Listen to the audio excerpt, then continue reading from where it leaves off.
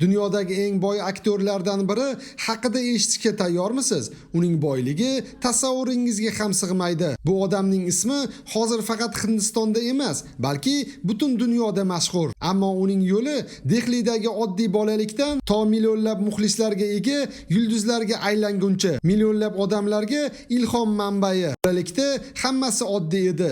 Bir oddiy oila, oddiy ko'cha. Sahna haqida go'yo imkonsiz tuyulgan orzular, ammo u to'xtamadi. Qadamma-qadam qiyinchilik va raqobatga qaramay yo'l oldi. Bugun esa u hatto ko'plab milliarderlar orzu qilgan hayotda yashamoqda. Okean manzarasiga ega ulkan qasr, Yevropadagi lyuks apartamentlar, dunyodagi eng nufuzli joylardan shaxsiy villalar. Uning avtoparki esa alohida hikoya. Nodir sportkallardan tortib, buyurtma asosida yasalgan eksklyuziv modellargacha. Ammo u faqat aktyor emas, u prodyuser, tadbirkor va har bir imkoniyatni muvaffaqiyatiga aylantira oladigan inson. Aytishlaricha, uning daromadi oyiga millionlab dollar tashkil qiladi va bu raqam har bir yangi loyiha bilan oshib bormoqda. Endi savol, siz nima deb o'ylaysiz? Boylikka erishishda muhim omil qaysi? Iqtidormi yoki mehnat? Fikringizni kommentariyada yozib qoldiring.